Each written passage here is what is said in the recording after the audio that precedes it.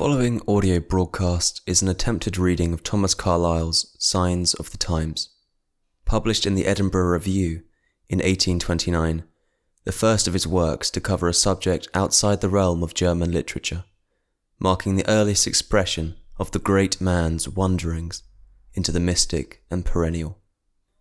Carlyle diagnoses the malaise of his epoch, that of mechanisation and rationalism. Even as it was then, the rugged earthy condition of England, a Luddite's paradise to the fancies of us cringing few, was to the sage in the gravitational throes of some recalcitrant new force. Following the philosophical developments of the 18th century, rationality and science, holy items as they have since become, were busy revealing our splendour and command over nature, through measurement and examination, adjustment and implementation, bringing her shrouded wonder to the torch. What a malleable new earth this was to us then, squashing in the iron grip of our sooted hands, all the while widening horizons and possibilities for the explorers. A new passage of being opening before the newly enlightened, reality itself gaping asunder from the leverage of our terrestrial speculums. The power of our machines proved themselves in every discipline: agriculture, war, commerce, thought, even spirituality, contorting to our instruction, labours accelerated, advanced to an unrecognisable new method, or gleefully abandoned altogether, and as some have discovered of late, along with it, community, home, place, even God befell the same transformations. The contemporary man looks back upon a time with weeping eyes, as only hermit travellers do, at a place we may never visit again. As is the case with all Carlyle scholarship, the text is expansive, albeit less poetical than his histories and less fearsome than the diatribes, in tone less commanding, but none the less resolute in both sincerity and volition. The reader may only aspire to match Carlyle's astute pronouncements with an equally astute pronunciation. Needless to say, in my efforts to bring these words to a wider audience, I have no doubt failed in this most exacting of exercises. Be that as it may, I have resided in the safe haven of comfort that this text is altogether too pertinent to our maladies in the present time.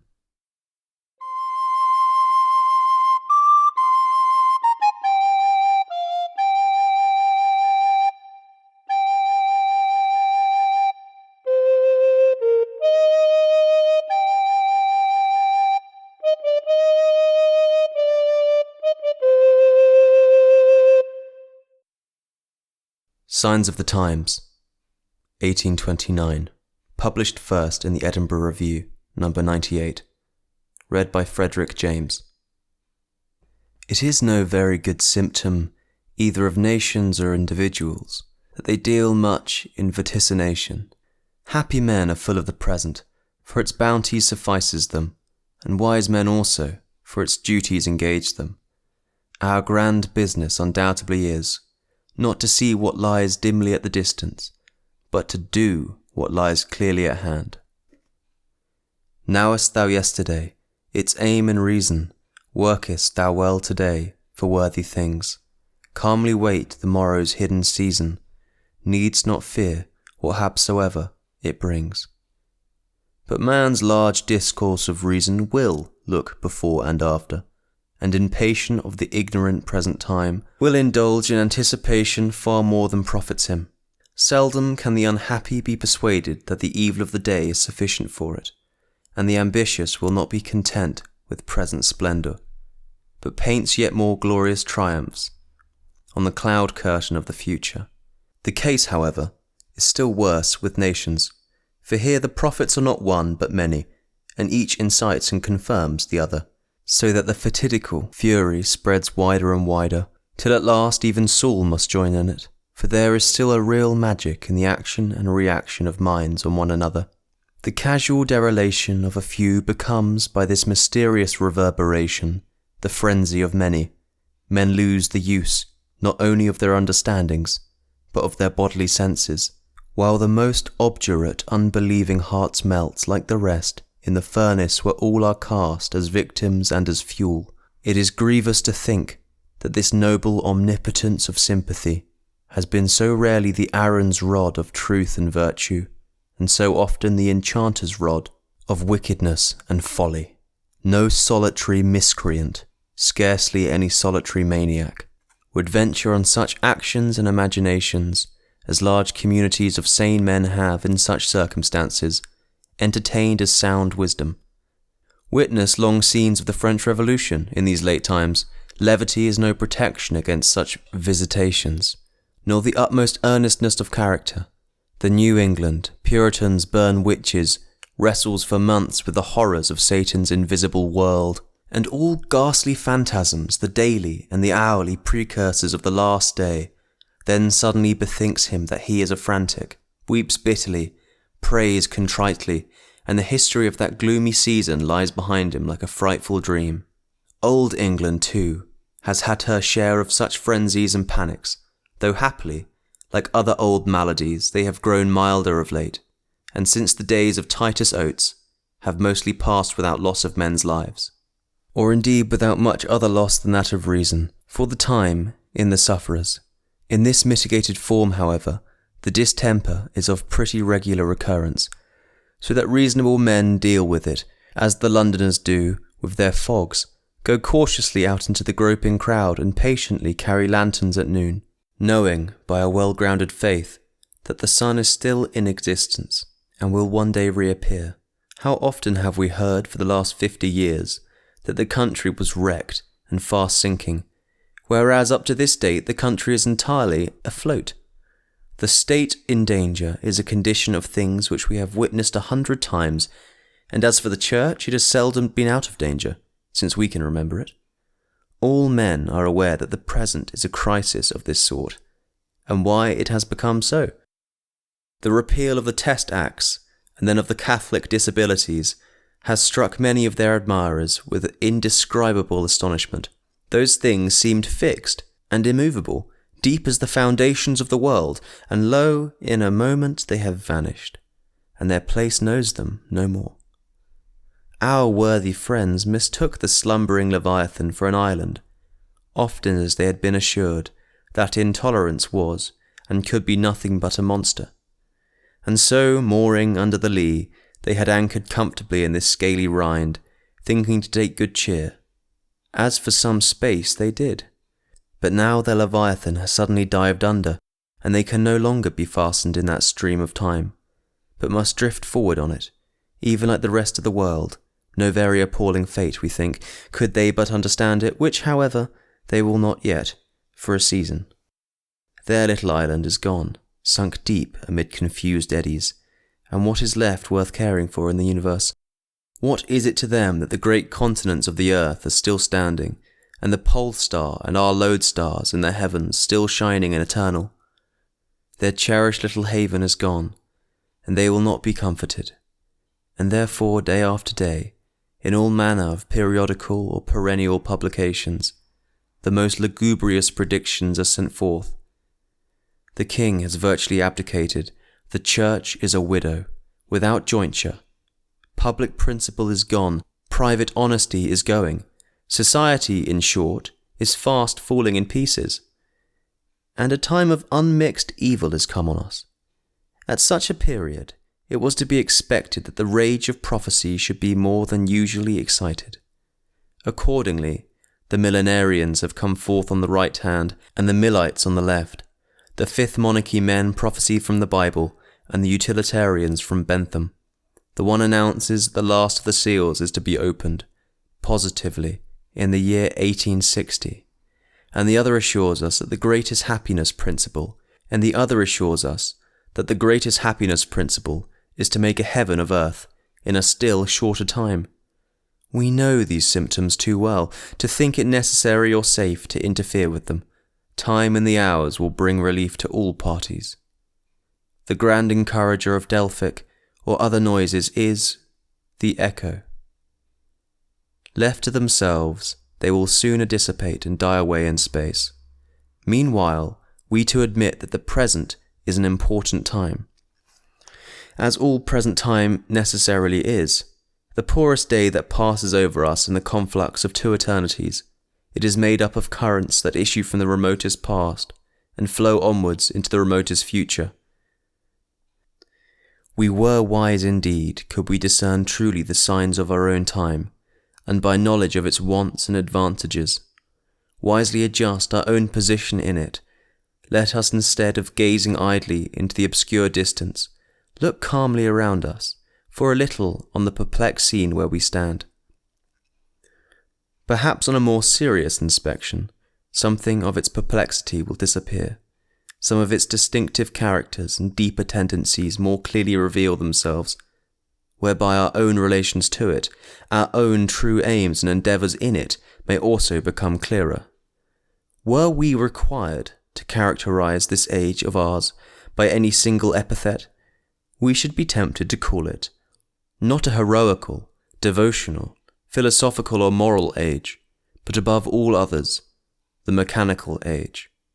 It is the age of machinery in every outward.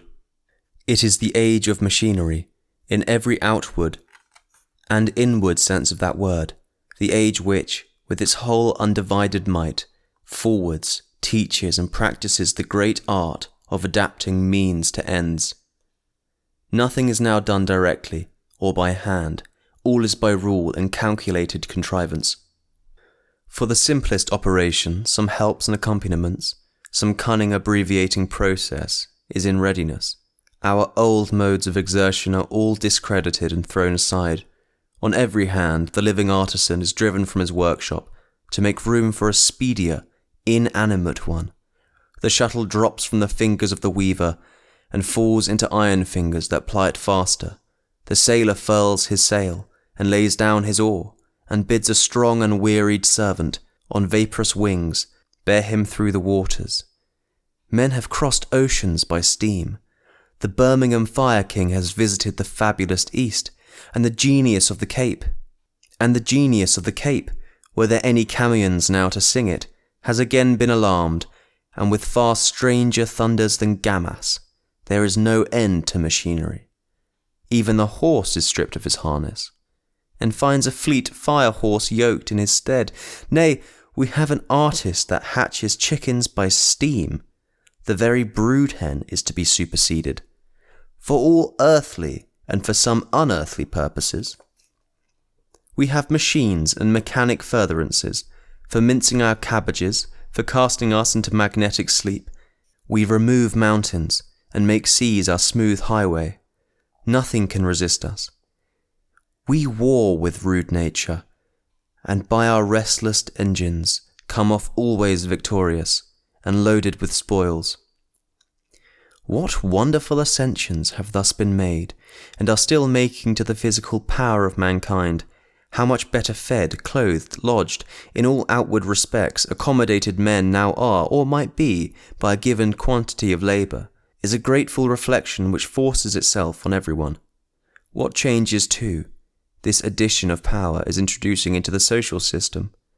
How wealth has more and more increased, and at the same time gathered itself more and more into masses, strangely altering the old relations, and increasing the distance between the rich and the poor, will be a question for political economists, and a much more complex and important one than any they have yet engaged with. But leaving these matters for the present, let us observe how the mechanical genius of our time has diffused itself into quite other provinces. Not the external and physical alone is now managed by machinery, but the internal and spiritual also. Here too nothing follows its spontaneous course. Nothing is left to be accomplished by old natural methods. Everything has its cunningly devised implements, its pre-established apparatus. It is not done by hand, but by machinery.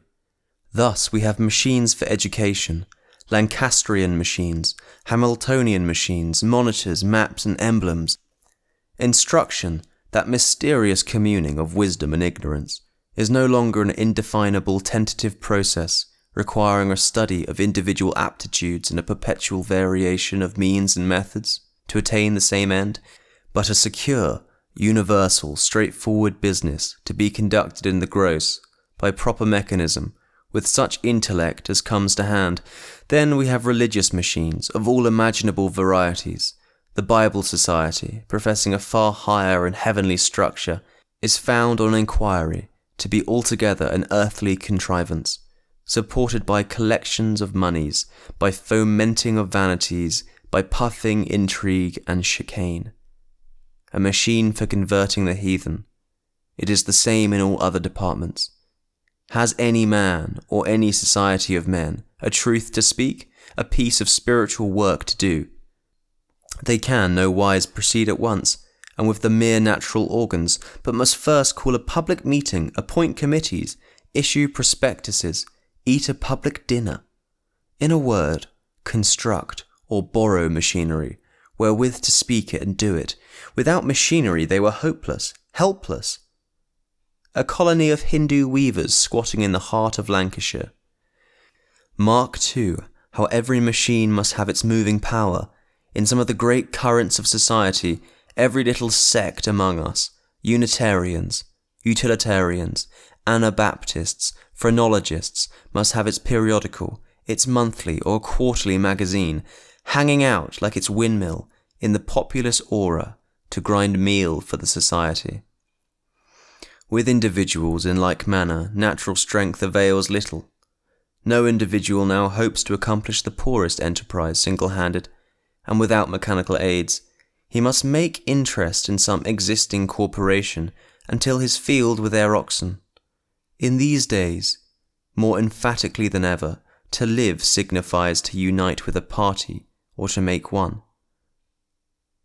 Philosophy, science, art, literature, all depend on machinery. No Newton by silent meditation now discovers the system of the world from the falling apple. But some quite other than Newton stands in his museum, his scientific institution, and behind whole batteries of retorts, digesters, and galvanic piles, imperatively interrogates nature, who, however, shows no haste to answer. In defect of Raphaels and Angelos and Mozarts, we have royal academies of painting, sculpture, music, whereby the languishing spirit of art may be strengthened as by the more generous diet of a public kitchen. Literature, too, has its paternoster row mechanism, its trade dinners, its editorial conclaves and huge subterranean puffing bellows, so that books are not only printed, but in a great measure written and sold by machinery. National culture, spiritual benefit of all sorts, is under the same management. No Queen Christina in these times needs to send for her Descartes, no King Frederick for his Voltaire, painfully nourish him with pensions and flattery. Any sovereign of taste who wishes to enlighten his people has only to impose a new tax, and with the proceeds establish philosophic institutions. Hence, the royal and imperial societies, the bibliotheques, the glyptotheques, technotheques, which front us in all capital cities like so many well-finished hives to which it is expected the stray agencies of wisdom will swarm of their own accord, and hive and make honey. In like matter, among ourselves, when it is thought that religion is declining, we have only to vote 500,000 worth of bricks and mortar and build new churches. In Ireland it seems they have gone farther still, having actually established a penny-a-week purgatory society. Thus does the genius of mechanism stand by to help us in all difficulties and emergencies, and with its iron back bears all our burdens. These things, which we state lightly enough here, are yet of deep import and indicate a mighty change in our whole manner of existence. For the same habit regulates not our modes of action alone, but our modes of thought and feeling. Men are grown mechanical in head and in heart, as well as in hand. They have lost faith in individual endeavour and in natural force of any kind, not for internal perfection, but for external combinations and arrangements, for institutions, constitutions, for mechanism of one sort or another do they hope and struggle. Their whole efforts, attachments, opinions, turn on mechanism, and are of a mechanical character. We may trace this tendency in all the great manifestations of our time, in its intellectual aspect, the studies it most favours and its manner of conducting them, in its practical aspects, its politics, arts, religion, morals, in the whole sources and throughout the whole currents of its spiritual, no less than its material activity. Consider, for example, the state of science generally. In Europe, at this period, it is admitted on all sides that the metaphysical and moral sciences are falling into decay, while the physical are engrossing every day more respect and attention. In most of the European nations, there is now no such thing as a science of mind, only more or less advancement in the general science or the special sciences of matter. The French were the first to desert metaphysics, and though they have lately affected to revive their school, it has yet no signs of vitality. The land of Malebranche, Pascal, Descartes, and Fenelon has not only its cousins and Villemains, while in the department of physics it reckons far other names. Among ourselves, the philosophy of mind, after a rickety infancy, which never reached the vigour of manhood, fell suddenly into decay, languished, and finally died out, with its last amiable cultivator, Professor Stewart. In no nation but Germany has any decisive effort been made in psychological science, not to speak of any decisive result. The science of the age, in short, is physical, chemical, physiological, in all shapes mechanical. Our favourite mathematics, the highly prized exponent of all these other sciences, has also become more and more mechanical. Excellence in what is called the higher departments depends less on natural genius than on acquired expertness in wielding its machinery. Without undervaluing the wonderful results which a Lagrange or Laplace adduces by means of it, we may remark that their calculus, differential and integral, is little else than a more cunningly constructed arithmetical mill, where the factors being put in are, as it were, ground into the true product, under cover and without other effort on our part than steady turning of the handle. We have more mathematics than ever, but less mathesis. Archimedes and Plato could not have read the Mécanique Céleste, but neither would the whole French Institute see aught in that saying, God geometrizes, but a sentimental rhodomontade. Nay, our whole metaphysics itself, from Locke's time downwards, has been physical, not a spiritual philosophy, but a material one, the singular estimation in which his essay was so long held as a scientific work, an estimation grounded, indeed, on the estimable character of the man, will one day be thought a curious indication of the spirit of these times. His whole doctrine is mechanical, in its aim and origin, in its method and its results. It is not a philosophy of the mind. It is not a philosophy of the mind. It is a mere discussion concerning the origin of our consciousness, or ideas, or whatever else they are called, a genetic history of what we see in the mind, the grand secrets of necessity and free will, of the mind's vital or non-vital dependence on matter, of our mysterious relations to time and space, to God, to the universe, are not in the faintest degree touched on these inquiries, and seem not to have the smallest connection with them. The last class of our Scotch metaphysicians had a dim notion that much of this was wrong, but they knew not how to write it. The school of Reid had also from the first taken a mechanical course, not seeing any other. The singular conclusions at which Hume, setting out in their admitted premises, was arriving, brought this school into being. They let loose instinct, as an undiscriminating band-dog, to guard them against these conclusions.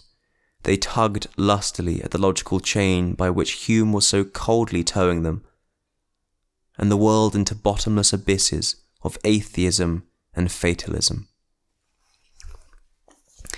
But the chain somehow snapped between them, and the issue has been that nobody now cares about either, any more than about Hartley's, Darwin's, or Priestley's contemporaneous doings in England. Hartley's vibrations and vibrationcles, one would think, were material and mechanical enough, but our continental neighbours have gone farther still. one of their philosophers has lately discovered that as the liver secretes bile, so does the brain secrete thought. Which astonishing discovery Dr. Cabanes, more lately still in his Rapports du physique et du moral des hommes, has pushed in its minutest developments. The metaphysical philosophy of this last inquirer is certainly no shadowy or unsubstantial one. He fairly lays open our moral structure with its dissecting knives and real metal probes, and exhibits it to the inspection of mankind by Leeuwenhoek microscopes and inflation with the anatomical blowpipe.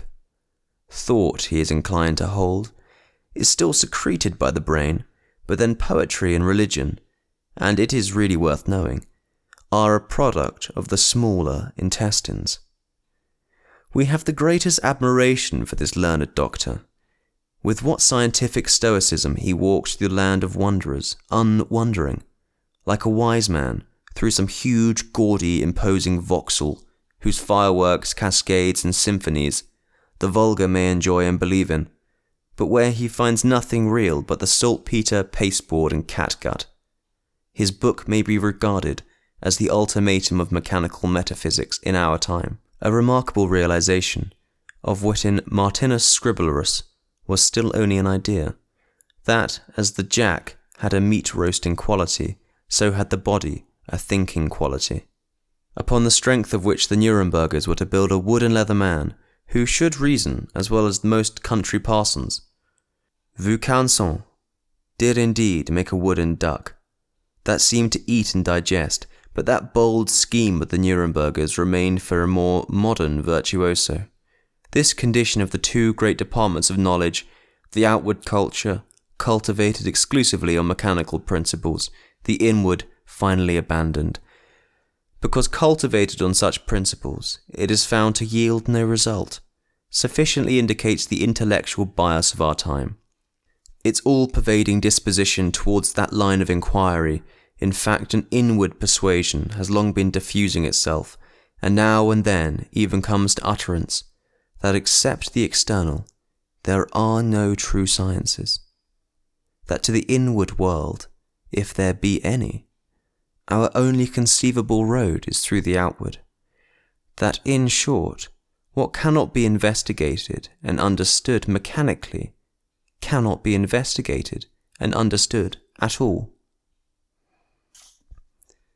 We advert the more particularly to these intellectual propensities as to prominent symptoms of our age, because opinion is at all times doubly related to action, first as cause, then as effect, and the speculative tendency of any age will therefore give us, on the whole, the best indications of its practical tendency. Nowhere, for example, is the deep, almost exclusive faith we have in mechanism more visible than in the politics of this time. Civil government does by its nature include much that is mechanical, and must be treated accordingly. We term it indeed, in ordinary language, the machine of society, and talk of it as the grand working wheel from which all private machines must derive, or to which they must adapt their movements. Considered merely as a metaphor, all of this is well enough, but here, as in so many other cases, the foam hardens itself into a shell, and the shadow we have wantonly evokes stands terrible before us, and will not depart at our bidding. Government includes much also that is not mechanical, and cannot be treated mechanically, of which latter truth, as appears to us, the political speculations and exertions of our time are taking less and less cognizance. Nay, in the very outset we might note the mighty interest taken in mere political arrangements, as itself the sign of mechanical age.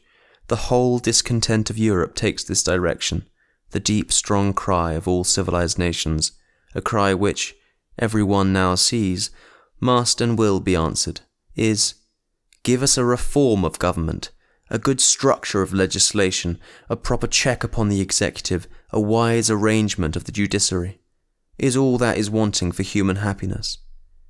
The philosopher of this age is not a Socrates, a Plato, a Hooker or Taylor, who inculcates on men the necessity and infinite worth of moral goodness, the great truth that our happiness depends on the mind, which is within us, and not on the circumstances which are without us, but a Smith, a Delorme, a Bentham, who chiefly inculcates the reverse of this, that our happiness depends entirely on external circumstances, nay, that the strength and dignity of the mind within us is itself the creature and consequence of these. Were the laws, the government in good order, all were well with us, the rest would care for itself. Dissentients from this opinion, expressed or implied, are now rarely to be met with, widely and angrily as men differ in its application. The principle is admitted by all. Equally mechanical and of equal simplicity are the methods proposed by both parties for completing or securing this all-sufficient perfection of arrangement. It is no longer the moral, religious, spiritual condition of the people that is our concern, but their physical, practical, economical condition as regulated by public laws. Thus is the body politic more than ever worshipped and tended, but the soul politic less than ever. Love of country, in any high or generous sense, in any other than an almost animal sense or mere habit, has little importance attached to it in such reforms, or in the opposition shown them. Men are to be guided only by their self-interests. Good government is a good balancing of these, and except a keen eye and appetite for self-interest, requires no virtue in any quarter. To both parties, it is emphatically a machine. To the discontented, a taxing machine. To the contented, a machine for securing property. Its duties and its faults are not those of a father, but of an active parish constable. Thus, it is by the mere condition of the machine, by preserving it untouched, or else by reconstructing it and oiling it anew, that man's salvation as a social being is to be insured and indefinitely promoted. Contrive the fabric of law aright, and without further effort on your part, that divine spirit of freedom, which all hearts venerate and long for, will of herself come to inhabit it. Every good and salutary one more and more expand, nay, so devoted are we to this principle and at the same time so curiously mechanical, that a new trade, specially grounded on it, has arisen among us, under the name of codification or code-making in the abstract, whereby any people, for a reasonable consideration, may be accommodated with a patent code more easily than curious individuals with patent breaches, for the people does not need to be measured first. To us, who live in the midst of all this, and see continually the faith, hope, and practice of every one founded on mechanism, of one kind or other, it is apt to seem quite natural, and as if it could never have been otherwise. Nevertheless, if we recollect or reflect a little, we shall find both that it has been and might again be otherwise. The domain of mechanism, meaning thereby political, ecclesiastical, or other outward establishments, was once considered as embracing, and we are persuaded can at any time embrace, but a limited portion of man's interests, and by no means the highest portion. To speak a little pedantically, there is a science of dynamics in man's fortunes and nature, as well as of mechanics. There is a science which treats of and practically addresses the primary, unmodified forces and energies of man, the mysterious springs of love and fear, and wonder, of enthusiasm, poetry, religion, all which have a truly vital and infinite character, as well as a science which practically addresses the finite, modified developments of these when they take the shape of immediate motives, as hope of reward or as fear of punishment. Now it is certain that in former times the wise men, the enlightened lovers of their kind, who appeared generally as moralists, poets, or priests. Now it is certain that in former times the wise men, the enlightened lovers of their kind, who appeared generally as moralists, poets, or priests, did, without neglecting the mechanical province, deal chiefly with the dynamical, applying themselves chiefly to regulate, increase, and purify the inward primary powers of man, and fancying that herein lay the main difficulty and the best service they could undertake. But a wide difference is manifest in our age, for the wise men, who now appear as political philosophers, deal exclusively with the mechanical province, and occupy themselves in counting up and estimating men's motives, strive by curious checking and balancing and other adjustments of profit and loss, to guide them to their true advantage. While unfortunately, those same motives are so innumerable and so variable in every individual that no really useful conclusions can be drawn from their enumeration. But though mechanism wisely contrived has done much for man in a social and moral point of view, we cannot be persuaded that it has ever been the chief source of his worth or happiness. Consider the great elements of human enjoyment, the attainments and possessions. These exalt man's life to the present height, and see what part of these he owes to institutions, to mechanism of any kind, and what to the instinctive, unbounded force which nature herself lent him, and still continues to him. Shall we say, for example, that science and art are indebted principally to the founders of schools and universities? Did not science originate rather and gain advancement in the obscure closets of the Roger Bacons, Keplers, Newtons, in the workshops of the Fausts and the Watts, wherever, in what guise soever, nature, from the first times downwards, had sent a gifted spirit upon the earth? Again, were Homer and Shakespeare members of any beneficed guild or made poets by means of it? Were painting and sculpture created by forethought, brought into the world by institutions for that end? No. Science and art have, from first to last, been the free gift of nature, an unsolicited, unexpected gift, often even a fatal one. These things rose up, as it were, by spontaneous growth, in the free soil and sunshine of nature. They were not planted or grafted, nor even greatly multiplied or improved by the culture or manuring of institutions. Generally speaking, they have derived only partial help from these. Often enough they have suffered damage. They made constitutions for themselves. They originated in the dynamical nature of man, not in his mechanical nature. Or to take an infinitely higher instance, that of the Christian religion, which under every theory of it, in the beginning or unbelieving mind, must ever be regarded as the crowning glory, or rather the life and soul of our whole modern culture. How did Christianity arise and spread abroad among men? Was it by institutions and establishments and well-arranged systems of mechanism? Not so. On the contrary, in all past and existing institutions for those ends, its divine spirit has invariably been found to languish and decay. It arose in the mystic deeps of man's soul, and was spread abroad by the preaching of the word, by simple, altogether natural and individual efforts, and flew like hallowed fire from heart to heart, till all were purified and illuminated by it, and its heavenly light shone, as it still shines, and as sun or star will ever shine, through the whole dark destinies of man. Here again was no mechanism. Man's highest attainment was accomplished dynamically, not mechanically. Nay, we will venture to say that no high attainment, not even any far-extending movement among men, was ever accomplished otherwise. Strange as it may seem, if we read history with any degree of thoughtfulness, we shall find that the checks and balances of profit and loss have never been the grand agents with men, that they have never been roused into deep, thorough, all-pervading efforts by any computable prospect of profit and loss for any visible, finite object, but always for some invisible and infinite one. The Crusades took their rise in religion. Their visible object was, commercially speaking, worth nothing. It was the boundless invisible world that was laid bare in the imaginations of all those men, and in its burning light the visible shrunk as a scroll. Not mechanical, nor produced by mechanical means, was this vast movement.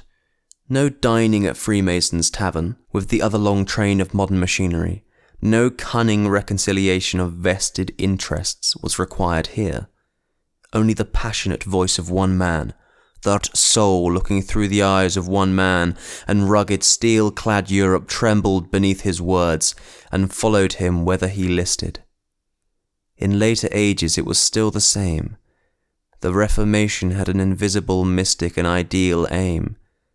The result was indeed to be embodied in external things, but its spirit, its worth, was internal, visible, infinite. Our English Revolution, too, originated in religion. Men did battle in those old days, not for purse sake, but for conscience sake. Nay, in our own day it is no different. The French Revolution itself had something higher in it than cheap bread and a habeas corpus act. Here too was an idea, a dynamic, not a mechanic force. It was a struggle, though a bind, and at last an insane one, for the infinite divine nature of right, of freedom, of country.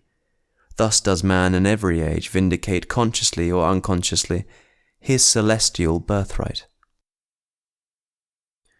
Thus does nature hold on her wondrous, unquestionable course, and all our systems and theories are but so many froth eddies or sandbanks, which from time to time she casts up and washes away.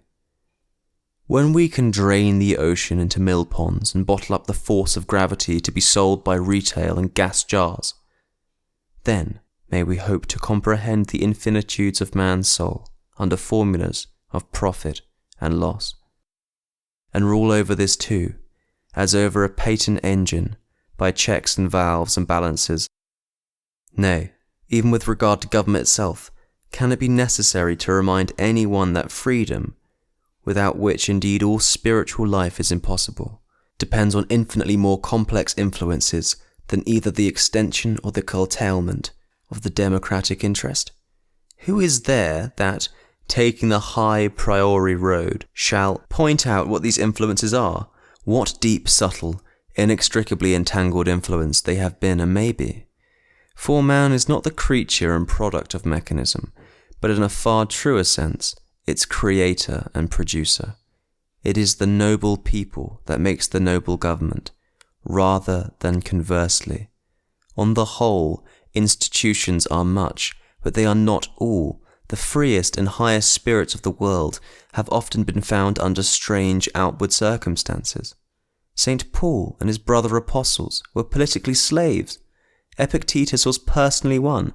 Again, forget the influences of chivalry and religion, and ask, what countries produced Columbus and Las Casas, or descending from virtue and heroism to mere energy and spiritual talent, Cortés, Pizarro, Alba, Ximenes?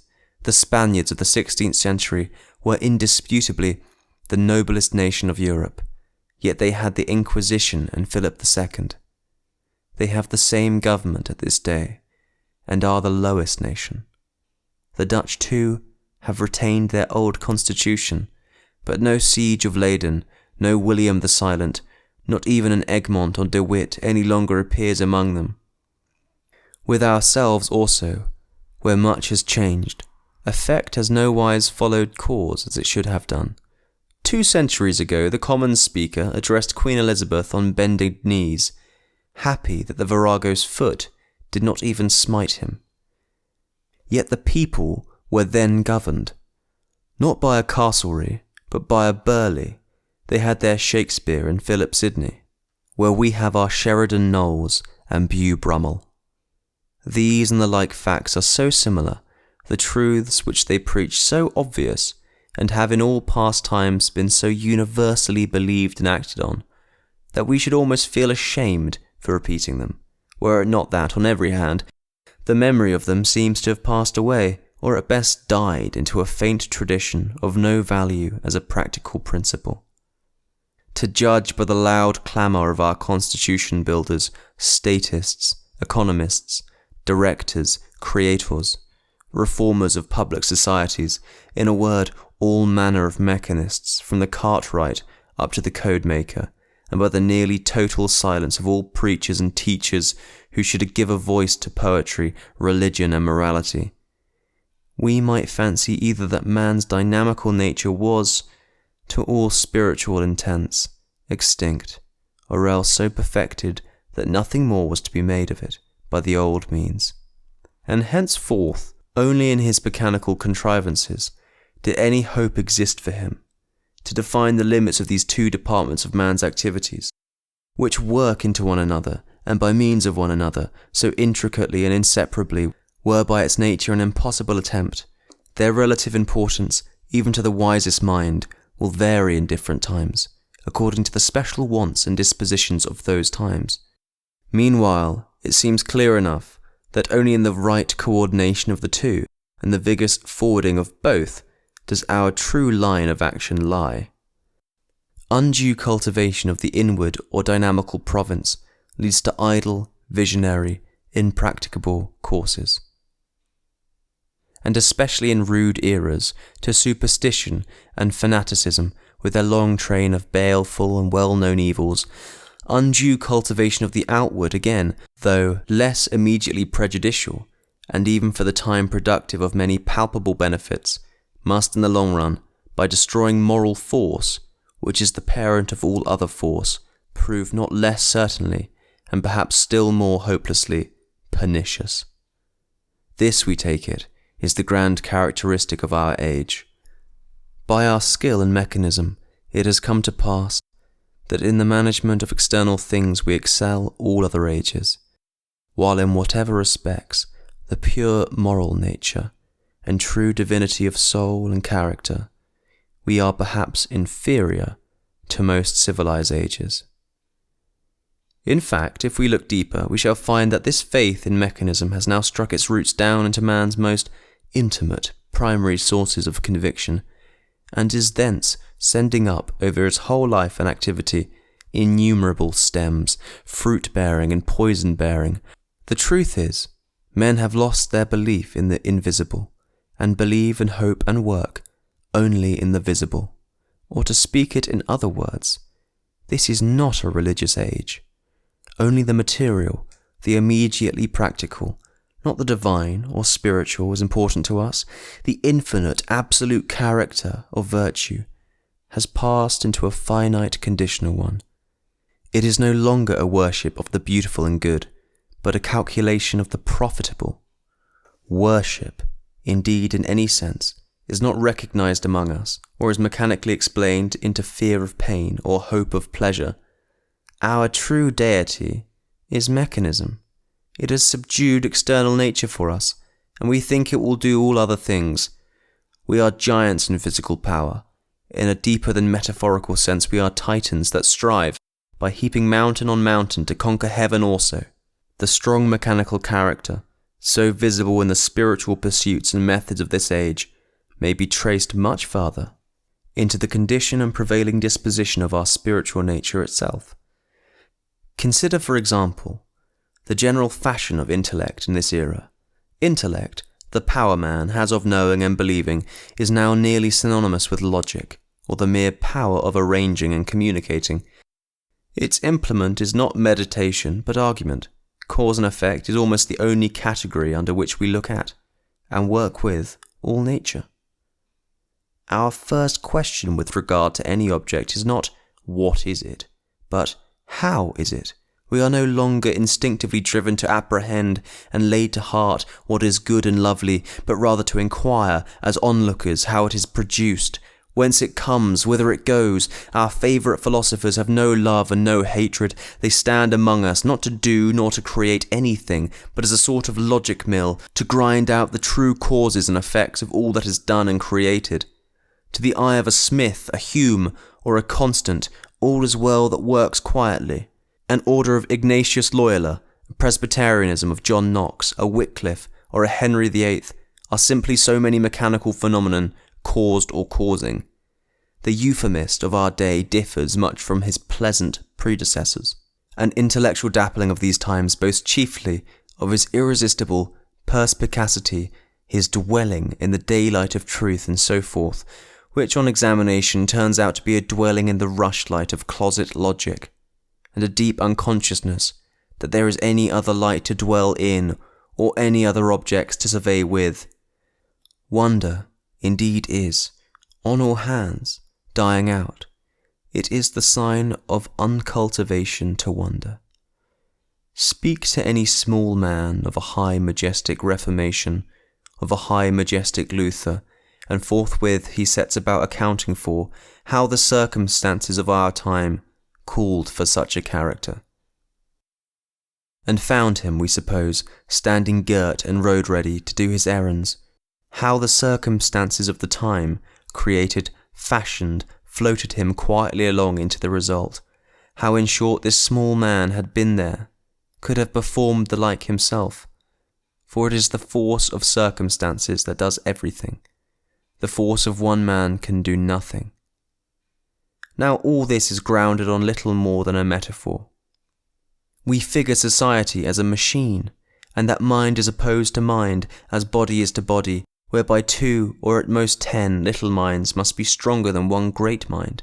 Notable absurdity, for the plain truth, very plain, we think, is that minds are opposed to minds in quite a different way, and one man that has a higher wisdom, a hitherto unknown spiritual truth in him, is stronger, not than 10 men that have it not, or 10,000, but than all men that have it not, and stands among them with a quite ethereal angelic power, as with a sword out of heaven's own armoury, sky-tempered, with no buckler and no tower of brass, will finally withstand. But to us in these times, such considerations rarely occur. We see nothing by direct vision, but only by reflection and in anatomical dismemberment. Like Sir Hudibras, for every why we must have a wherefore. We have our little theory on all human and divine things, poetry, the workings of genius itself, which in all times, with one or another meaning, has been called inspiration, and held to be mysterious and inscrutable, is no longer without its scientific exposition. The building of the lofty rhyme is like any other masonry or bricklaying. We have theories of its rise, height, decline and fall, which latter, it would seem, is now near among all people. Of our theories of taste, as they are called, wherein the deep, infinite, unspeakable love of wisdom and beauty which dwells in all men is explained, made mechanically visible from association and the like. Why should we say anything? Hume has written us a natural history of religion, in which one natural history, all the rest are included. Strangely too does the general feeling coincide with Hume's in this wonderful problem, for whether his natural history be the right one, or not, that religion must have a natural history, all of us, cleric and laic, seem to be agreed. He indeed regards it as a disease, we again as health. So far there is a difference, but in our first principle we are at one. To what extent theological unbelief, we mean intellectual dissent from the Church in its view of Holy Writ, prevails at this day, would be a highly important, were it not, under any circumstances, an almost impossible inquiry, but the unbelief, which is of a still more fundamental character, every man may see prevailing, with scarcely any but the faintest contradiction all around him, even in the pulpit itself. Religion in most countries, more or less, in every country, is no longer what it was, and should be a 1,000-voiced psalm from the heart of man to the invisible Father, the fountain of all goodness, beauty, truth, and revealed in every revelation of these, but for the most part a wise, prudential feeling grounded on mere calculation.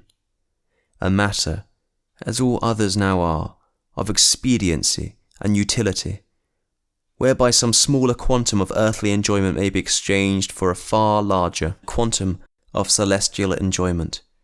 Thus religion too is profit, a working for wages, not reverence, but vulgar hope or fear. Many we know, very many we hope, are still religious in a far different sense. Were it not so, our case were too desperate, but to witness that such is the temper of the times, we take any calm, observant man, who agrees or disagrees in our feeling on the matter, and ask him whether our view of it is not in general well-founded. Literature too, if we consider it, gives similar testimony. At no former era has literature, the printed communication of thought, been of such importance as it is now. We often hear that the Church is in danger, and truly so it is. In a danger it seems not to know of, for with its tithes in the most perfect safety, its functions are becoming more and more superseded. The true Church of England, at this moment, lies in the editors of its newspapers. These preach to the people daily, weekly, admonishing kings themselves, advising peace or war, with an authority which only the first reformers and a long-past class of popes were possessed of, inflicting moral censure, imparting moral encouragement, consolation, edification, in all ways diligently administering the disciple of the Church. It may be said, too, that in private disposition the new preachers somewhat resemble the mendicant friars of old times, outwardly full of holy zeal, inwardly not without stratagem and hunger for terrestrial things. But omitting this class, and the boundless host of watery personages who pipe, as they are able, on so many scrannel straws, let us look at the higher regions of literature, where, if anywhere, the pure melodies of poetry and wisdom should be heard. Of natural talent there is no deficiency. One or two richly endowed individuals even give us a superiority in this respect. But what is the song they sing? Is it a tone of the Menon statue? Breathing music as the light first touches it? A liquid wisdom, disclosing to our sense the deep infinite harmonies of nature and man's soul? Alas, no. It is not a matin or vesper hymn to the spirit of beauty, but a fierce clashing of cymbals and shouting of multitudes as children pass through the fire of Moloch. Poetry itself has no eye for the invisible. Beauty is no longer the god it worships, but some brute image of strength, which we may call an idol, for true strength is one and the same with beauty, and its worship is also a hymn. The meek, silent light can mould, create, and purify all nature, but the loud whirlwind, the sign and product of disunion, of weakness, passes on and is forgotten. How widely this veneration of the physically strongest has spread itself through literature, anyone may judge who reads either criticism or poem. We praise a work, not as true, but as strong. Our highest praise is that it has affected us, has terrified us. All this, it has been well observed, is the maximum of the barbarous, the symptom, not of vigorous refinement, but of luxurious corruption. It speaks much, too, for men's indestructible love of truth, that nothing of this kind will abide them, that even the talent of a Byron cannot permanently seduce us to idol worship, that he too, with all this wild siren charming, already begins to be disregarded and forgotten.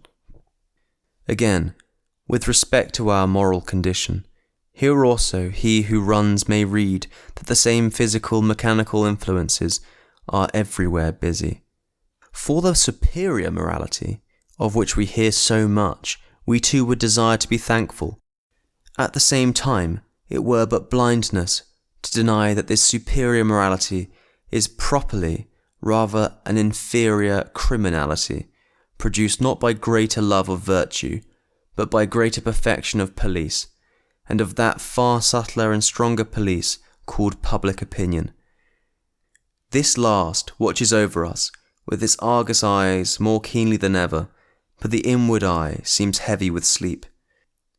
Of any belief in invisible divine things, we find as few traces in our morality as elsewhere. It is by tangible, material considerations that we are guided, not by inward and spiritual. Self-denial, the parent of all virtue, has perhaps seldom been rarer. So rare is it, that the most, even in their abstract speculations, regard its existence as a chimera. Virtue is pleasure, is profit, no celestial, but an earthly thing. Virtuous men, philanthropists, martyrs are happy accidents. Their taste lies the right way. In all senses we worship and follow after power, which may be called a physical pursuit. No man now loves truth, as truth must be loved, with an infinite love, but only with a finite love, as it were paramours. Nay, properly speaking, he does not believe and know it, but only thinks it, and that there is every probability. He preaches it aloud and rushes courageously forth with it. If there is a multitude of huzzaing at his back, yet ever keeps looking over his shoulder, and the instant the huzzaring languishes, he too stops short. In fact, what morality we have takes the shape of ambition, of honour, beyond money and money's worth. Our only rational blessedness is popularity. It were but a fool's trick to die for conscience. Only for character by duel, or in case of extremity by suicide, is the wise man bound to die. By arguing on the force of circumstances, we have argued away all force from ourselves, and stand leashed together, uniform in dress and movement, like the rowers of some boundless galley. This and that may be right and true, but we must not do it. Wonderful force of public opinion! We must act and walk in all points, as it prescribes, follow the traffic it bids us, realize the sum of money, the degree of influence it expects of us, or we shall be lightly esteemed. Certain mouthfuls of articulate wind will be blown at us, and this what moral courage confront? Thus, while civil liberty is more and more secure to us, our moral liberty is all but lost. Practically considered, our creed is fatalism, and free in hand and foot, we are shackled in heart and soul with far straighter than feudal chains. Truly may we say, with the philosopher, the deep meaning of the laws of mechanism lies heavy on us, and in the closet, in the marketplace, in the temple, by the social hearth, encumbers the whole movements of our mind, and over our noblest faculties is spreading a nightmare sleep. These dark features, we are aware, belong more or less to other ages, as well to ours. This faith in mechanism is the all-importance of physical things, is in every age the common refuge of weakness and blind discontent, of all who believe, as many will ever do, that man's true good lies without him, not within. We are aware also that, as applied to ourselves in all their aggravation, they form but half a picture, that in the whole picture they are bright lights, as well as gloomy shadows. If we here dwell chiefly on the latter, let us not be blamed. It is in general more profitable to reckon upon our defects than to boast of our attainments. Neither with all these evils more or less clearly before us, have we at any time despaired of the fortunes of society. Despair, or even despondency in that respect, appears to us in all cases a groundless feeling. We have a faith in the imperishable dignity of man, in the high vocation to which, throughout this his earthly history, he has been appointed. However, it may be with individual nations, whatever melancholic speculators may assert, it seems a well-ascertained fact that in all times, reckoning even from those of the Heraclides and Pelegases, the happiness and greatness of mankind at large have been continually progressive. Doubtless this age also is advancing. Its very unrest, its ceaseless activity, its discontent contains matter of promise. Knowledge, education are opening the eyes of the humblest, are increasing the number of thinking minds without limit. This, as it should be, for not in turning back, not in resisting, but only in resolutely struggling forward, does our life consist. Nay, after all, our spiritual maladies are but of opinion. We are but fettered by chains of our own forging, and which ourselves also can rend asunder. This deep, paralyzed subjection to physical objects comes not from nature, but from our own unwise mode of viewing nature. Neither can we understand that man wants, at this hour, any faculty of heart, soul, or body that ever belonged to him. He who has been born has been a first man, has had lying before his young eyes, and as yet unhardened into scientific shapes, a world as plastic, infinite, divine, as lay before the eyes of Adam himself. If mechanism, like some glass bell, encircles and imprisons us, if the soul looks forth on a fair heavenly country, which it cannot reach, and pines, and in its scanty atmosphere is ready to perish, yet the bell is but of glass, one bold stroke to break the bell in pieces, and thou art delivered. Not the invisible world is wanting, for it dwells in man's soul, and this last is still here. Are the solemn temples, in which the divinity was once visibly revealed among us, crumbling away? We can repair them, we can rebuild them. The wisdom, the heroic worth of our forefathers, which we have lost, we can recover. That admiration of old nobleness, which now so often shows itself as a faint dilettantism, will one day become a generous emulation, and man may again be all that he has been, and more than he has been. Nor are these the mere daydreams of fancy, they are clear possibilities, nay, in this time they are even assuming the character of hopes. Indications we do see in other countries, and in our own time, signs infinitely cheering to us, that mechanism is not always to be our hard taskmaster, but one day to be our pliant, all-ministering servant, that a new and brighter spiritual era is slowly evolving itself for all men. But on these things, our present course forbids us to enter. Meanwhile, that great outward changes are in progress can be doubtful to no other. The time is sick and out of joint. Many things have reached their height, and it is a wise adage that tells us the darkest hour is nearest the dawn. Wherever we can gather indication of the public thought, whether from printed books, as in France or Germany, or from Carbonari rebellions and other political tumults as in Spain, Portugal, Italy and Greece, the voice it utters is the same. The thinking minds of all nations call for change. There is a deep-lying struggle in the whole fabric of society, a boundless, grinding collision of the new with the old. The French Revolution is as now visible enough, was not the parent of this mighty movement, but its offspring. Those two hostile influences, which always exist in human things, and on the constant intercommunion of which depends their health and safety, had lain in separate masses, accumulating through generations, and France was the scene of their fiercest explosion. But the final issue was not unfolded in that country. Nay, it is not yet anywhere unfolded. Political freedom is hitherto the object of these efforts, but they will not and cannot stop there. It is towards a higher freedom than mere freedom from oppression by his fellow mortal that man dimly aims.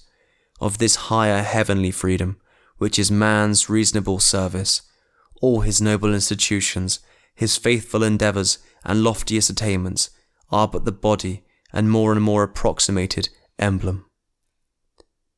On the whole, as this wondrous planet Earth is journeying with its fellows through infinite space, so are the wondrous destinies embarked on it journeying through infinite time, under a higher guidance than ours. For the present, as our astronomy informs us, its path lies towards Hercules, the constellation of physical power, but that is not our most pressing concern. Go where it will, the deep heaven will be around it. Therein let us have hope and sure faith.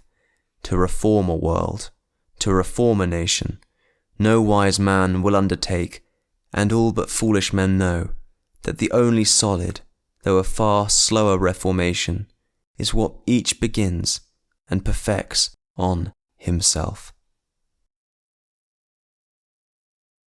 Signs of the Times, read by Frederick James.